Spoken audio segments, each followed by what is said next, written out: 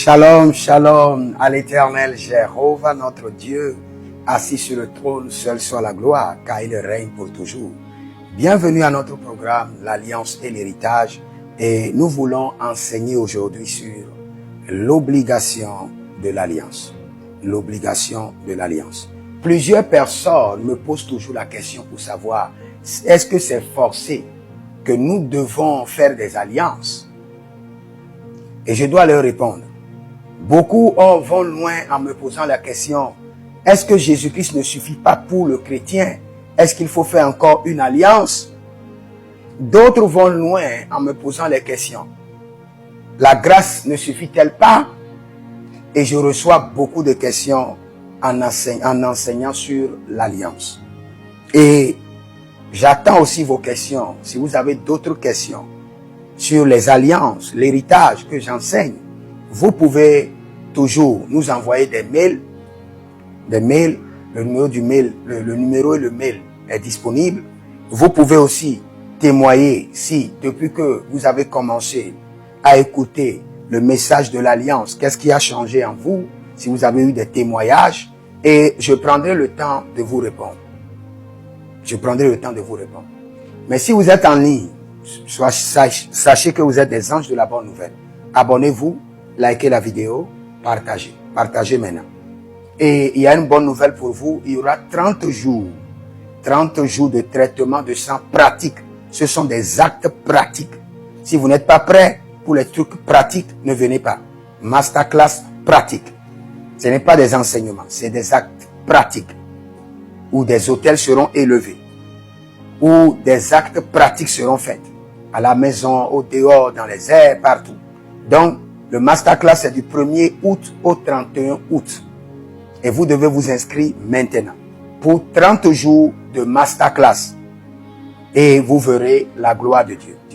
Comme je le disais tantôt, inscrivez-vous maintenant à notre séance d'impactation pour les hommes de Dieu. De juillet jusqu'en décembre, nous allons vous impacter 3 fois par semaine. Et vos dons vont se réveiller. Vos capacités prophétiques vont être activées. Et vous verrez la gloire de Dieu. Vous pouvez nous écrire pour votre consultation prophétique, votre délivrance personnelle, le programme de traitement de sang, le programme des alliances, et vous verrez la gloire de Dieu. Écrivez-nous au plus 33, 75, 82, 600 et en fin de compte 21. Et vous verrez la gloire de Dieu. Allons rapidement dans 2 Pierre, chapitre 1, le verset 3. Écoutez bien le verset. Comme sa divine puissance nous a donné tout ce qui contribue, écoutez maintenant, à la vie et à la piété.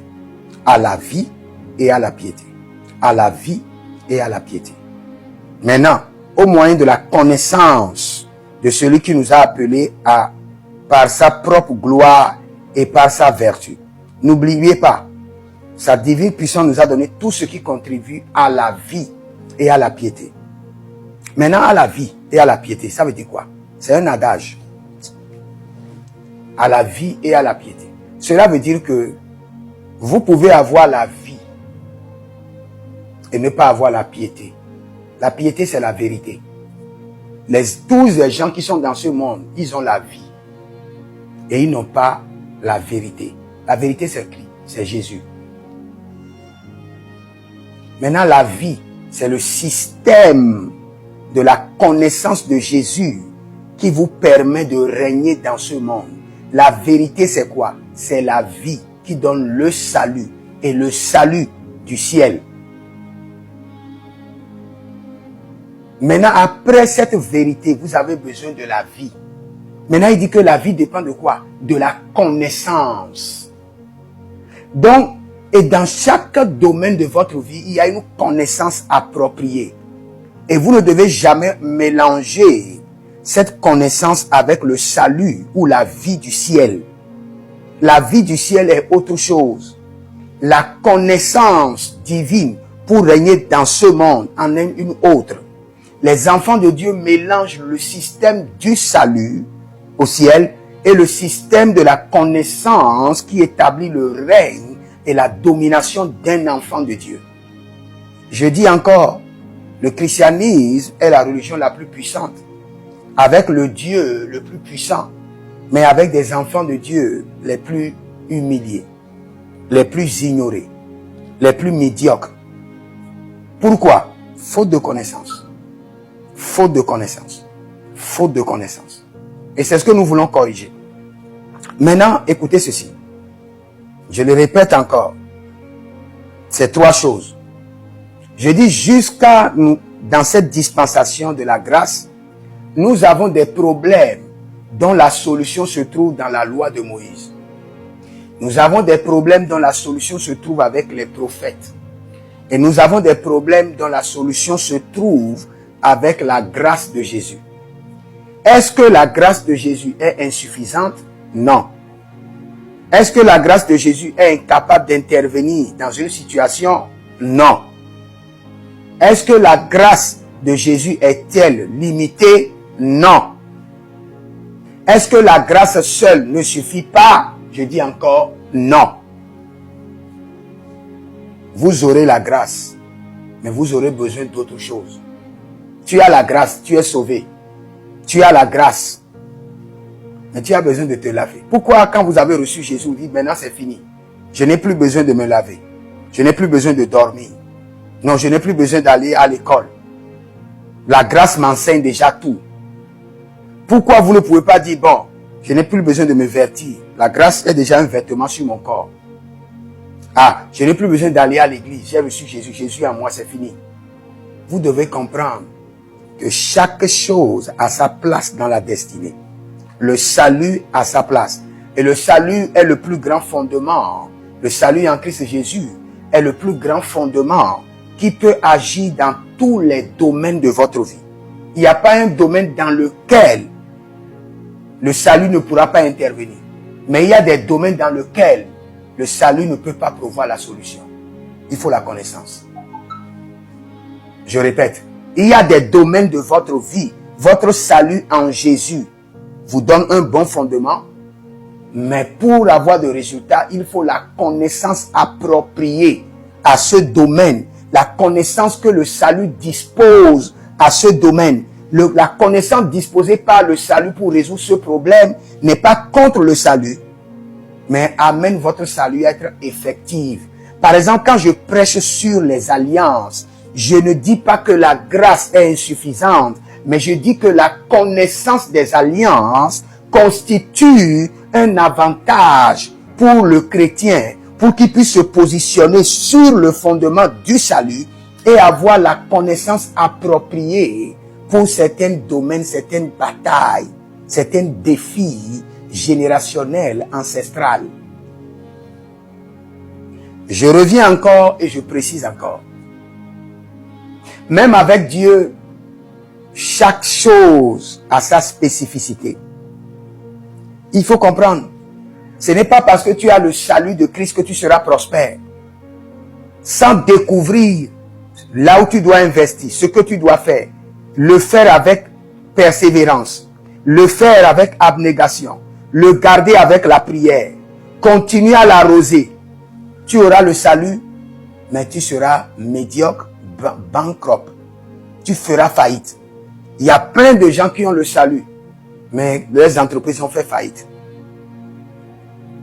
Peut-on accuser leur salut pour dire tu as le salut, mais ton entreprise a fait faillite? Peut-on accuser le salut? Non. Mais on peut les accuser de manque de connaissances appropriées que le salut dispose contre les faillites d'entreprise. C'est ce que le monsieur n'a pas. Il ne doit pas accuser le salut.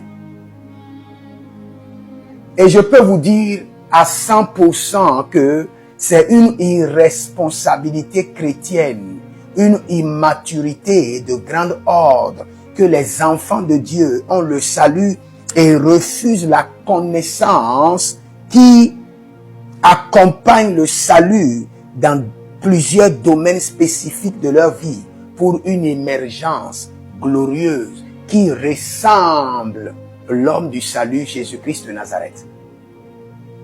Tu as le salut. Ne mets pas d'essence dans ton véhicule et dis que bon, j'ai le salut, que mon véhicule démarre. Tu as le salut. Ne mets pas de crédit dans ton téléphone et dis bon, que l'internet travaille. Tu as le salut, mais n'achète pas le courant ou bien ne paie pas la facture On va te couper le courant.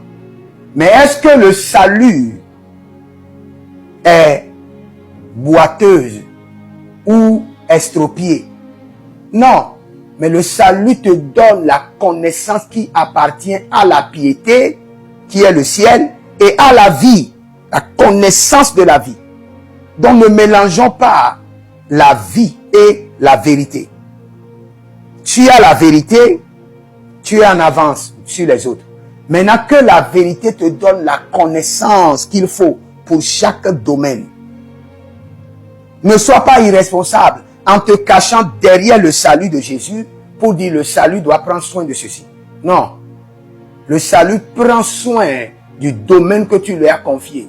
Le domaine qui est illuminé. Le domaine dans lequel tu as la connaissance. C'est pourquoi un homme de Dieu peut prêcher le salut. Et les gens peuvent être sauvés. Et tous ses enfants seront des vagabonds. Vous savez pourquoi? Il a la connaissance pour le salut. Et ce salut a produit le résultat dans lequel le salut a été orienté. Orienté dans quel domaine? Dans le domaine du salut, du ciel. Sauver les âmes. Maintenant, il n'a pas la connaissance pour éduquer ses enfants. Donc son salut est là, mais son salut n'arrive pas. Ou bien lui, il est incapable d'utiliser son salut à bon escient pour trouver les connaissances qu'il faut pour discipliner son foyer. Donc n'accusez pas le salut. Le salut n'a pas de problème. Vous savez, je le répète encore, j'avais dit que nous fonctionnons avec la loi de Moïse, parce qu'il y a des solutions jusqu'à ce jour qui viennent de la loi de Moïse. Nous fonctionnons avec le système des prophètes, car il y a encore des solutions qui viennent du système des prophètes. Et nous fonctionnons avec la sommité qui est la grâce, la vérité de Jésus. Donc les trois vont toujours de pair. Maintenant, il y a d'autres trois que vous devez comprendre. Je dis, quand Dieu parle, vous devez scinder cette parole en trois choses. Dans la parole, il y a des instructions, il y a des recommandations, mais laissez tout ça. Divisez seulement la parole en trois catégories. Promesse, prophétie, alliance. Promesse, prophétie, alliance. Maintenant, je dois vous poser la question. Est-ce que vous êtes un homme de promesse?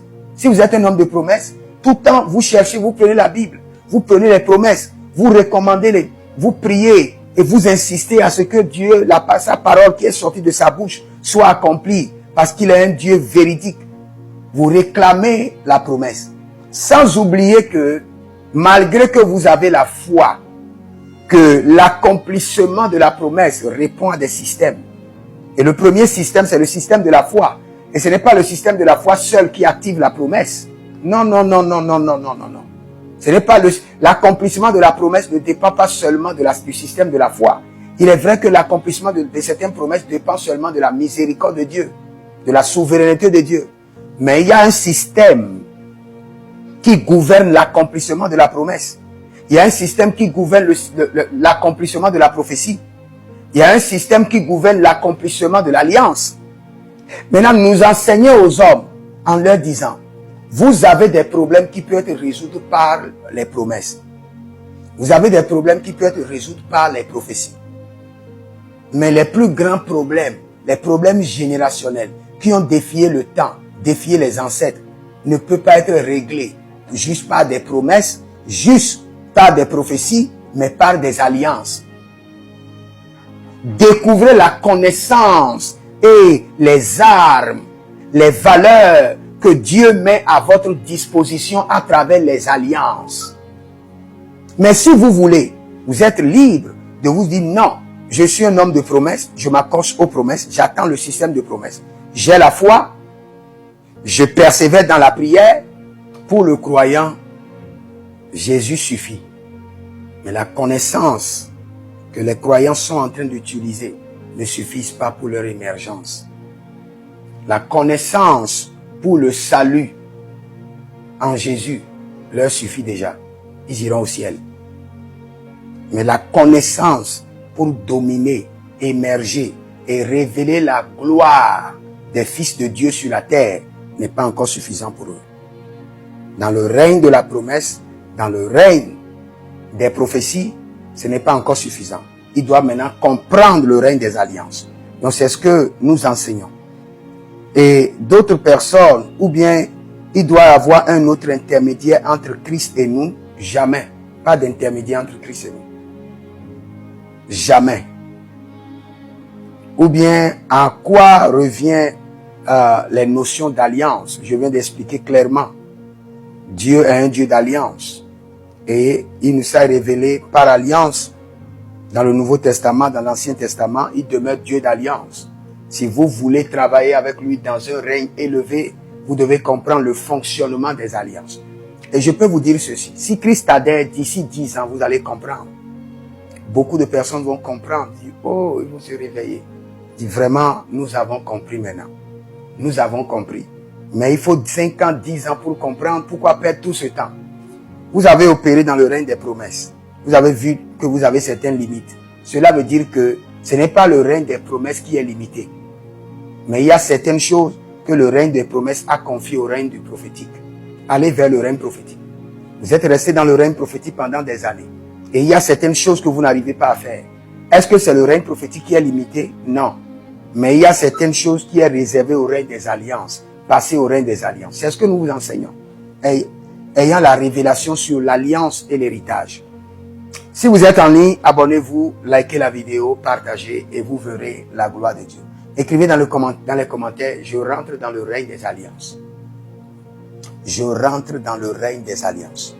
Comme je vous ai dit, vous pouvez nous écrire au plus 33 75 82 600 et en fin de compte 21 pour votre consultation prophétique, pour vous inscrire à notre programme d'impactation de 6 mois ou pour un programme de traitement approfondi de sang et vous verrez la gloire de Dieu.